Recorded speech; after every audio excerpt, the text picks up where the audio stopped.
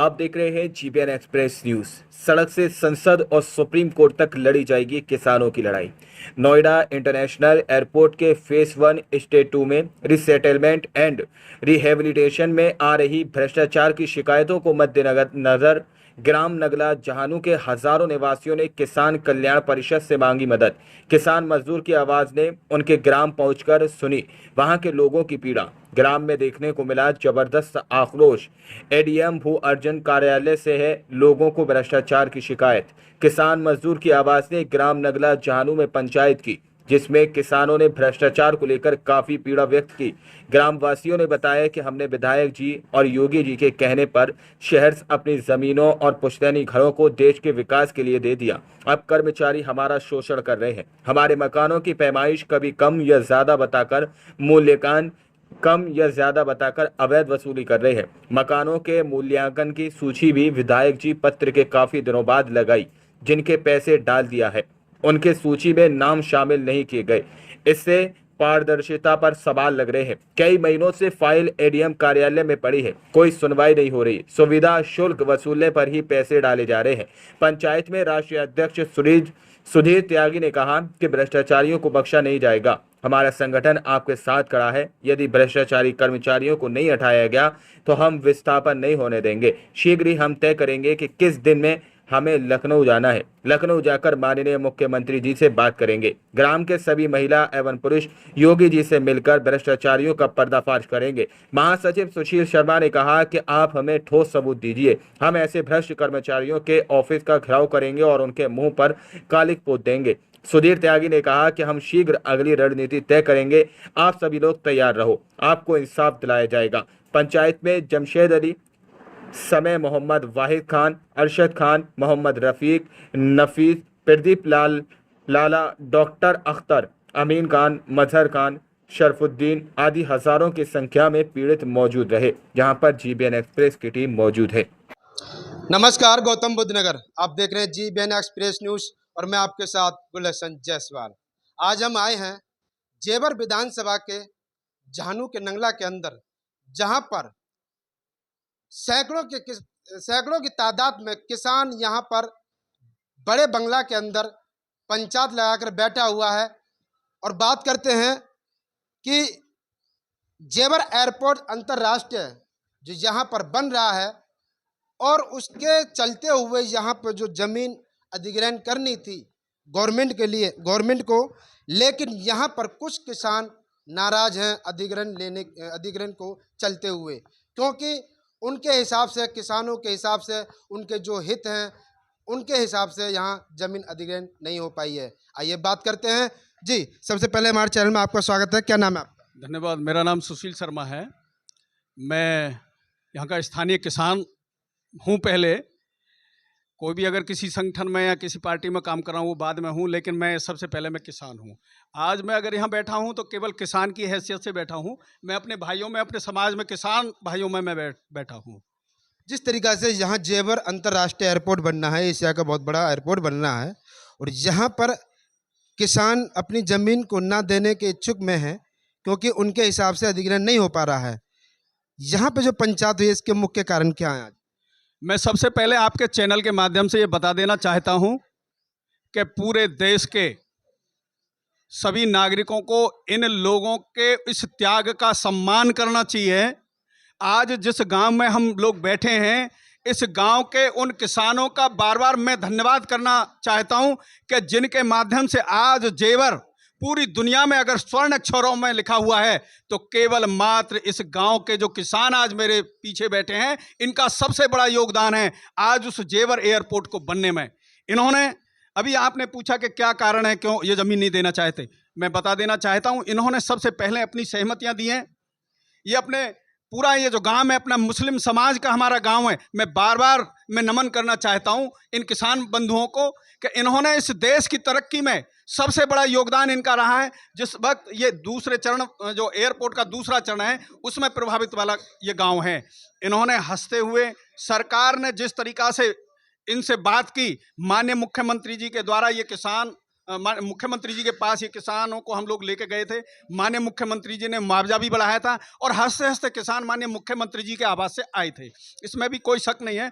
और माननीय मुख्यमंत्री जी के आदेश के अनुसार इन्होंने ज़मीन भी अपनी दी और इनको मुआवजा भी मिला। लेकिन ये ज़मीन के साथ साथ ये गांव विस्थापन हो रहा है। हमारे पूर्वजों की, जहां हमारी पीढ़ियां इस गांव से में हम लोग पैदा हुए, इससे पहले अनेकों पीढ़ियां पैदा हुई हैं, लेकिन आज ये गांव यहाँ से विस्थापन हो रहा है। अपनी पैतृक जहाँ ये इनका जन्म हुआ, आज यहाँ से बाहर ये जा रहे हैं। लेकिन कुछ अपने कर्मचारी और अधिकारियों के द्वारा इनके अधिकारों का शोषण हो रहा है। जमीन तो इन्होंने हंसते हंसते दे दी, इनको जो सरकार ने मुआवजा दिया, इन्होंने उस मुआवजे का कोई विरोध इन्होंने नहीं किया। इन्होंने ये नहीं कहा कि माननीय मुख्यमंत्री जी ने कम दिया है। इन्होंने हंसते हंसते मुख्यमंत्री जी के आवास में इन्होंने अपनी सहमति दी और इन सब किसानों ने ये कहा, माननीय मुख्यमंत्री जी, हम ये चाहते हैं कि उत्तर प्रदेश उत्तम प्रदेश बने और यहाँ बनने वाला एयरपोर्ट, उसमें हमारी भी भागीदारी हो, कि आने वाली पीढ़ियां भी हमारी याद ये रखें कि हमारे पूर्वजों ने इतना बड़ा योगदान दिया कि हमने अपने गांव को भी विस्थापन कर दिया। लेकिन कुछ कर्मचारी, आज पंचायत होने का एक कारण है कि कुछ कर्मचारियों के द्वारा जो हमारे जो ये घर मकान ये बने हुए हैं, इनका जो सरकार के द्वारा जो मुआवजा इनका मिलना चाहिए वो मुआवजा उचित नहीं मिल रहा है। और कुछ कर्मचारियां उसमें लिप्त हैं कि जो भ्रष्टाचार ही कर रहे हैं। उस भ्रष्टाचार के खिलाफ, जो हमारे किसानों का शोषण कर रहे हैं, उसके खिलाफ हम लोगों की आज ये पंचायत है। और ये पंचायत में निर्णय लिया गया है कि जो कर्मचारी हमारे किसान भाइयों का जो शोषण करेगा और जो भ्रष्टाचार करेगा, हम माननीय मुख्यमंत्री जी के दरवाजे पर जाएंगे और उनसे एक एक कर्मचारी का, एक एक अधिकारी का मैं प्रमाण के साथ उनको ये बताएंगे कि ये कर्मचारी आपके द्वारा जो बनाया जा रहा है एयरपोर्ट, आज जो दुनिया में उत्तर प्रदेश का नाम उत्तम प्रदेश होने जा रहा है, आपकी सरकार में बैठे कर्मचारी वो भ्रष्टाचार मचा रहे हैं और गरीब किसान को इतना शोषित कर रहे हैं, इतना मजबूर कर रहे हैं। आज किसान, जिन आपके कहने से जिन किसानों ने अपनी जमीन दे दी, जिन किसानों ने हंसते हंसते अपने घर का जो विस्थापन के लिए तैयार हो गए, आपके कर्मचारी आज भ्रष्टाचार कर रहे हैं। आपके कर्मचारी हमारे किसानों से पैसे मांगते हैं। आज वो कर्मचारी ये कहते हैं कि तुम्हारा 10,000 रुपये कम मिलेंगे, मुझे 2,000 रुपये दे दोगे तो तुम्हें पूरे 10,000 मिल जाएंगे। इसके लिए हम लोग यहाँ एकत्रित हुए और हमने ये संकल्प लिया है कि पूरा क्षेत्र अपने किसानों के साथ है और हम ये शोषण बिल्कुल भी नहीं होने देंगे। हम अपने किसानों के साथ हैं। मुझे वो दिन भी याद है कि हम माननीय विधायक जी के द्वारा, माननीय मुख्यमंत्री जी के द्वारा ये निर्देश हुआ था, हमने अपने किसानों के घर गए, इन सब के घर घर में हम गए थे और जिस वक्त सहमति हो रही थी, हमने इनसे कहा कि एयरपोर्ट बनेगा, देश खुशहाल होगा, प्रदेश खुशहाल होगा, हम सब खुशहाल होंगे, आप सहमति दे दो और ज़मीन दे दो, इसके बदले में दूसरी जगह ज़मीन ले लेंगे, बहुत अच्छा विकास होगा। लेकिन आज मुझे भी दुख होता है, मैं भी इस गांव में आया था, माननीय अपने वकील साहब मौजम खां के साथ हम घर घर गए थे। इन किसानों को हमने मनाया था कि भैया तुम अपनी ज़मीन दे दो, एयरपोर्ट बनेगा, खुशहाली आएगी, बेरोजगारी खत्म हो जाएगी। लेकिन आज हमें बहुत कष्ट है। इनकी हमने बात सुन के जो कष्ट मुझे हुआ है, मुझे वो दिन भी याद है जब हम इन गलियों में घूम रहे थे सहमति लेते हुए। मैं माननीय मुख्यमंत्री जी, आपके चैनल के माध्यम से माननीय मुख्यमंत्री जी को अवगत कराना चाहता हूँ कि माननीय मुख्यमंत्री जी, कुछ कर्मचारियों के द्वारा सरकार की बदनामी हो रही है और किसान का शोषण हो रहा है, ये जो बिल्कुल एकदम बंद होना चाहिए। लेकिन मुख्यमंत्री तो ये भी कह रहे हैं, योगी आदित्यनाथ तो ये भी कह रहे हैं कि हमने भ्रष्टाचार खत्म कर दिया है, अब कहीं भी भ्रष्टाचार नहीं पनपना। मैं भी कहना चाहता हूँ कि माननीय मुख्यमंत्री जी कहते हैं, सरकार भी कह रही है भ्रष्टाचार खत्म हो गया है, लेकिन मेरे किसानों के साथ जो भ्रष्टाचार हो रहा है, किसान जब अधिकारियों के पास जाता है, अधिकारी बोल देते हैं फलाने कलर के पास चले जाओ, और जब वो और देखिए हमारे साथ एडवोकेट मौजम खान तिलतली से हमारे साथ हैं। जी वकील साहब, ये बताइए, जिस तरीक़ा से किसान अपने गांव में मकान बनाता है और उसमें बच्चे पैदा होते हैं, जन्मभूमि होती है, सपने सजोता है, शादियां भी होती हैं, और उसको वहाँ से उखाड़ करके दूसरी जगह फेंक दिया जाए तो कैसा होता है, कैसा लगता है? ये वाकई में बहुत ही मुश्किल काम है, बहुत ही जज्बाती काम है। और पुरानी आबाई पुश्तैनी ज़मीन, घर, मकान, मिट्टी, इसको छोड़ना बहुत ही मुश्किल काम है। और जब शुरू में पहला दूसरा चरण चल रहा था, सिर्फ 18% ही सहमति आ पाई थी। मकान और जमीन और घेर ये तो बाद में है, क्या कोई इसका मूल्य दे सकता है? इसका कोई मूल्य नहीं दे सकता। ये बेशकीमती है, कोहिनूर है लोगों के लिए, इसका कोई कीमत अदा नहीं की जा सकती। अगर इंसान 10 दिन एक जगह रह लेता है, उसका मन लग जाता है, और जब वो एक बार जब वहाँ से आता है तो उसका दिल उखड़ता है, तो क्या ये ऐसा कर पाएंगे? देखिए, शुरू में बहुत दिक्कत आ रही थी। ये माननीय विधायक जी आए, इन्हें समझाया, इन्हें बताया देश के विकास के लिए काम करना है, आपको माननीय योगी जी के लिए काम करना है। अधिकारी तो फेल हो गए सारे, ये माननीय विधायक जी के विश्वास पर ही ये सहमति बन पाई। लोगों ने उनका विश्वास किया, पुराना घराना रहा, पुराने लोग थे, विधायक जी को सब लोग मानते हैं। इनके विश्वास पर लोगों ने अपना घर सहज छोड़ने को तैयार हो गए, तो उन्हीं पे विश्वास पे छोड़ा गए हैं। ये अधिकारी उनको विश्वास को डुबोना चाहते हैं। जब जेवर क्षेत्र की जनता, जो खास करके किसान, इतना त्याग कर रहे हैं, तो सरकार को क्या आपत्ति है इनके जो जमीन वगैरह देने के, अधिग्रहण करने की? सरकार की मंशा नियत बिल्कुल ठीक है, लेकिन ये जो अधिकारी हैं और अधिकारी के नीचे बाबूगिरी चल रही है, बाबूगिरी। ये बाबुओं ने परेशान कर रखा है, इन्होंने सरकार को फेल कर दिया, नेताओं को फेल कर दिया बाबुओं ने। और लोगों को बाबुओं से ज़्यादा शिकायत है। क्या इनकी जेब की दुकान चल रही है? अब ये तय होगा, जांच बैठेगी, जांच के अंदर जो भी डिसीजन होगा इनके खिलाफ कार्रवाई होगी। इनके खिलाफ सरकार डिसीजन ले और इनके खिलाफ जो कार्रवाई करे, जांच करे। देखो, जांच की शुरुआत हो चुकी है, जांच होगी इनके भी खिलाफ, और ये एप्लीकेशन लिख के दे रहे हैं, मुख्यमंत्री तक आवाज़ पहुंचाएंगे माननीय विधायक जी इनकी। सबसे पहले हमारे चैनल में आपका स्वागत है, क्या नाम है? नमस्कार, मेरा नाम सुधीर त्यागी, पूर्व राष्ट्रीय कोषाध्यक्ष भारतीय जनता पार्टी किसान मोर्चा, राष्ट्रीय अध्यक्ष किसान कल्याण परिषद और किसान का बेटा हूं। गांव मेरा मकसूदपुर है। अच्छा, तो जिस तरीक़ा से यहाँ पे जो पंचायत लगाई है आज आपने, गांव जहानू के नंगला के अंदर, और 500 किसान यहाँ पे इकट्ठे भी हैं आपके यहाँ पर, तो क्या क्या मकसद है, क्या कारण है जो यहाँ पर आज इकट्ठे हुए हैं, और भ्रष्टाचार क्यों पनप रहा है? देखिए, ये नंगला जहानू ही नहीं, हम तो गांव-गांव जाकर सभी गांव में पंचायत लगा रहे हैं। पहली बात तो अभी हमारे महामंत्री जी ने बताई कि इनका धन्यवाद करता हूं, तो वाकई में ये नौजवान और बुजुर्ग जो बैठे हैं, मैं इनका धन्यवाद करना चाहता हूं कि हमारा सबसे पिछड़ा हुआ क्षेत्र था, लेकिन इन्होंने इस मतलब हमारे जिला गौतम बुद्ध नगर की दशा और दुर्दशा संवारने के लिए अपने बच्चों को कुर्बान कर दिया, अपनी ज़मीन को कुर्बान कर दिया। और ज़रा इसमें घुमाइए, जो बड़े बंगले में हम बैठे हैं, क्या किसी अधिकारी के पास ऐसा बंगला है? लेकिन कल को ये बंगला नहीं मिलेगा, ये धराशायी हो जाएगा।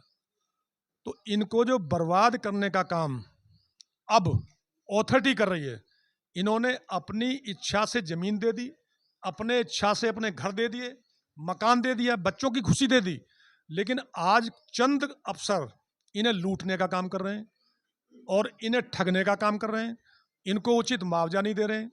मैं आपके चैनल के माध्यम से ये मांग करना चाहता हूं कि जिसकी जितनी आबादी जा रही है, जिस भाव से सर्कल रेट तय हुआ है, वो गरीब हो, अमीर हो, और एक लड़ाई और लड़ रहे हैं हम, जो भूमिहीन है, जो खेतीहार मजदूर है, वो कहाँ जाएगा?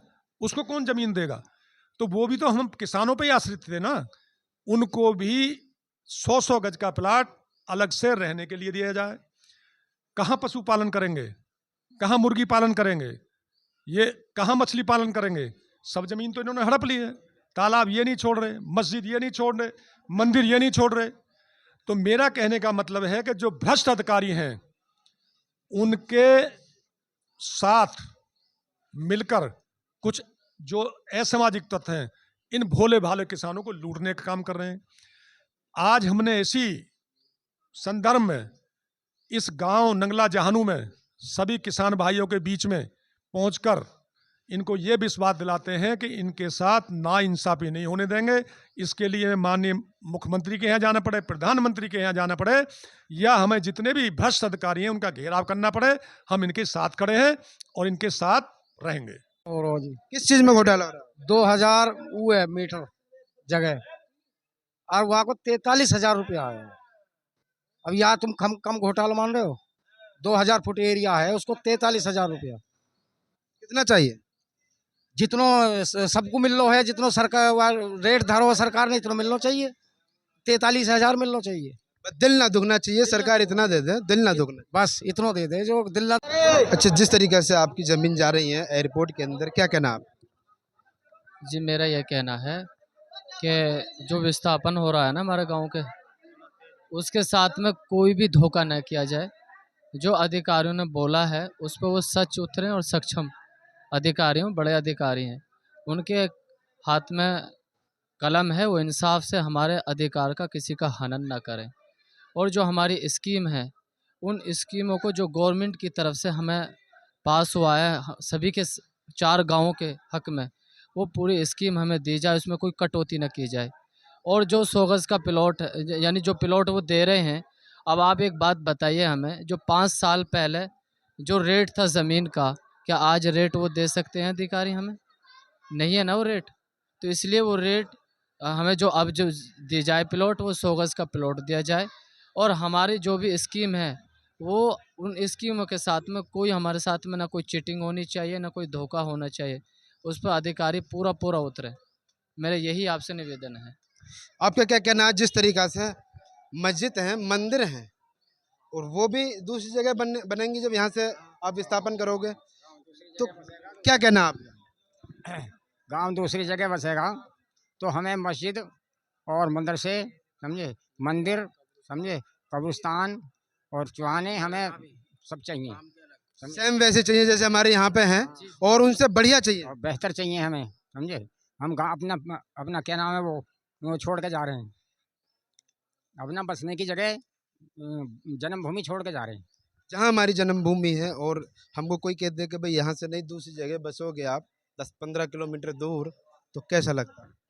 बस हमें यही है कि कोई दूरी की कोई बात नहीं, थोड़ी इतनी दूर हो, घना दूर ना हो, जो हमें वहाँ बसा दिया जावे और 100 गज का प्लॉट हमें दे दिया जावे। इसमें गरीब लोग भी हैं जो जिन पर ज़मीन ना है, समझे, वो भी हैं, समझे। और कुछ लोग ऐसे भी हैं बहुत सारे जिन पर जंगल की ज़मीन है। जी कहिए। सर मैं एक बात कहनी चाहूँ, जो हमारा गांव जो विस्थापित हो रहा है यहाँ से, तो यहाँ में जो पहले कही गई थी भाई गांव को किसी को परेशान नहीं किया जाएगा, सबको मुआवजा गांव में मिलेगा, कैंप लगाएंगे हम। लेकिन आज ऐसा हो रहा है कि हमारे हर आदमी के पास तो गाड़ी नहीं है, कुछ आदमी पैदल वाले भी ज़्यादा हैं, तो अथॉरिटी के चक्कर काट काट परेशान है वो। तो हमारे यहाँ अधिकारी हमें यहाँ कैंप लगावे, जो भी जिसका हक है उसको वो दिया जाए। और एक आदमी तो ऐसा गाड़ी घोड़ा वाला है, एक आदमी साइकिल वाला है, एक आदमी पैदल वाला है, तो भैया बड़ी दिक्कत सामने आ रही है।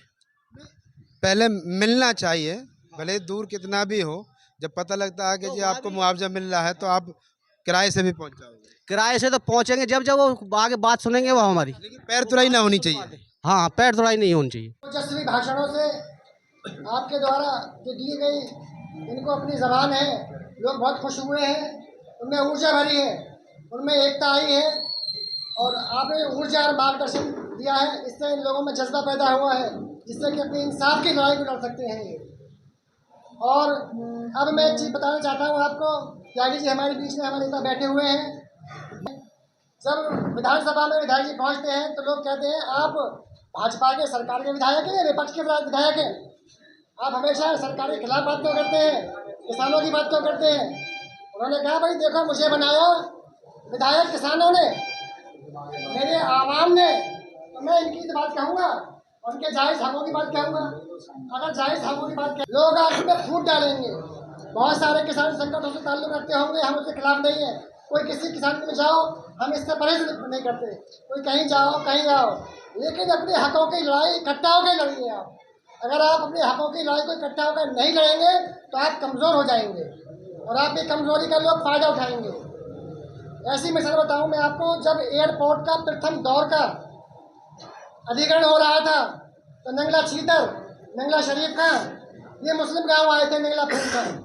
तो इन लोगों ने कहा मुझसे, जो विधायक जी ने मुझे बनाया था RNR कमेटी का मेंबर, मैं उसमें मेंबर था, तो उन्होंने मुझसे कहा था जो मुस्लिम हमारे भाई हैं और किसान लोग हैं, इनका कोई अहित ना होना चाहिए, कभी ये सोचे हम सरकार से अलग हैं।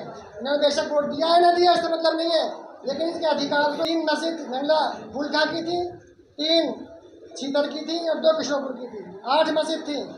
ये बात खुद बुलंद करना। तो इन्होंने लेकिन ठीक है, तो हम ही भरते रहे, अधिकारी साथ मिलाते रहे, कोई चाय पिलाता रहा, कोई नाश्ता करवाता रहा अधिकारियों को। और उन्हें पड़ गई फूट, सबने अपनी मस्जिद तोड़ दी, शहीद कर दी। हम उस मस्जिद को भी लड़ रहे हैं आज तक, ये भी लड़ रहे हैं, हम भी लड़ रहे हैं। अब हमने 2200 मीटर का प्लॉट करवा दिया है वहाँ, लेकिन बन जाएगी धीरे धीरे। लेकिन वो लड़ाई भी हम लड़ रहे हैं, वो लड़ाई कमजोर किसने करी? उन्हीं लोगों ने कमजोर करी है। अभी कोई अधिकारी आएंगे, हाथ मिलाएंगे, फौरन तुम्हारे बेदहार हो जाओगे तुरंत ही। इसी बात को लेकर जब आगे चरण में हम गए लखनऊ, तो मैं अपने लोगों में बैठा हुआ था। मैंने कहा पहले चरण की मस्जिद अभी तक नहीं बन पाई है, न ईदगाह बन पाई है, तो तुम बात को तय कर लेना पहले ही, क्योंकि ऐसा आदि हमारी मस्जिद पहले नहीं बनी, कभी धोखा न हो जाए, हमारी मस्जिद बनवा देना। तो मैं ये बात अपने लोगों से कह रहा था, तो मैं वहाँ से उठ के नहीं गया, 2 मिनट बाद वो बात वहाँ पहुँच गई, क्योंकि मौसम में मुसलमानों को भड़काने लग रहा है। और मैं तुम्हारे हितों की बात कर रहा हूँ, तुम्हारे हकों की बात कर रहा हूँ। तो आपको इत्तेफाक रखना है, आपको सच्चाई करनी है, किसी की चुगली की बात नहीं करनी है। इन बातों को करोगे, किसी का जलना नहीं है, तो तुम कमज़ोर होगे, तुम्हारा संगठन कमज़ोर होगा, तुम्हारी आवाज़ भी कमज़ोर हो जाएगी, और फिर हमारे आवाज़ उठाएंगे आपके ऊपर, हम भी झूठे बन जाएंगे। लिहाजा आपको अपनी आवाज़ मजबूत रखने के लिए इकट्ठा होना पड़ेगा। जब बुलाएं आपको, इकट्ठे होकर अधिकारी का घेराव भी करना होगा। एक आवाज़ में आपको कलेक्ट्रेट घेरना पड़ेगा। हम आगे होंगे, हम गोली खाएंगे, हम जेल जाएंगे, तो पीछे जाना। सबसे पहले आप लिखा पढ़ी करके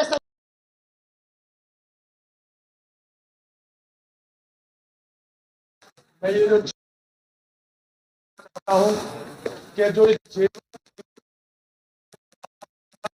कुर्बान कर दिया, मैं आपको इसके लिए भी धन्यवाद देना चाहता हूँ। आपने हमारे माननीय विधायक वीरेंद्र सिंह जी के कहने पर अपनी जमीन और अपने मकान देने का काम किया है। लेकिन भाइयों, अब हम आपको बता देना चाहते हैं कि आपके साथ कोई अन्याय नहीं होने देंगे।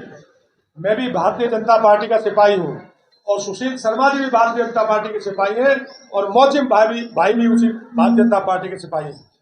जिस वोट को देकर आपने माननीय विधायक जी को उत्तर प्रदेश विधानसभा में भेजने का काम किया, महेश शर्मा को लोकसभा में भेजने का काम किया है, मैं बता देना चाहता हूं कि ठाकुर धीरेन्द्र सिंह आपकी लड़ाई लड़ रहे हैं, लेकिन जो बेईमान अफसर बैठे हैं वो उनकी भी नहीं चलने दे रहे हैं। उनकी बार-बार चिट्ठी लिखने से आपको मैं कहना चाहता हूं, कहीं जाकर हमारे विधायक यहाँ कमजोर पड़ रहे हैं, हमें विधायक जी का और हमारा आपको साथ देना पड़ेगा। और इस बात की गारंटी हम लेने हैं, कोई प्रदीप हो, कोई संजीव हो, जो भी आपसे पैसे मांगेगा इस जिले में, वो नहीं अफसर रहेगा नहीं। ये रही बात आपके मकानों की, जो सर्किल रेट तय हुआ है वो 1400 का हुआ है, 14,000 का हुआ है, उसको गवर्नमेंट को देना पड़ेगा। वो भी सब अपने भाषण में सुशील शर्मा जी कह चुके हैं, मौजिम भाई कह चुके हैं। उसके लिए हमें प्रधानमंत्री तक जाना पड़े, माननीय योगी तक जाना पड़े, और हमें सांसद का घेराव करने हम इससे भी पीछे नहीं हमें। मैंने कल बोला था, ये हम अथॉरिटी में गए थे, हमारे साथ 15-20 लोग थे परसों में। उस दिन आपने वहाँ मेरे ख्याल में यहाँ के लोग होंगे जो मस्जिद के लिए गए थे, उस दिन डीएम के पास में थे। गलती हमारी रही कि जब ये हमारे 14 गांव बर्बाद हो रहे थे तो हम बैठे देख रहे थे। मैं आपको बता देना चाहता हूँ, मेरा भी गांव मकसूदपुर है, आज मेरे गांव भी आए हुए, आकलपुर भी, माना भी, मकसूद भी, जौनचाना, सब गांव 21 गांवों की लिस्ट आ गई है। तो मैं फिर कहना चाहता हूं कि जो भूल हमसे हो गई है वो भूल आप मत करना। इस 21 गांवों का साथ चल देना, आगे आगे हम चलेंगे, पीछे पीछे आप चलना, हम आपकी न कभी। और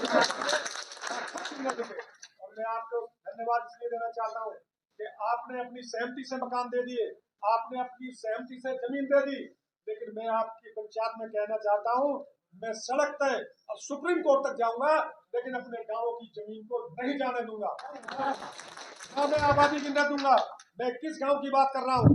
जो किसान लुट चुके हैं उनको तो वापस लाया नहीं जा सकता, लेकिन भाइयों, इस जिले में अधिग्रहण को बंद कराना होगा, बंद कराना होगा।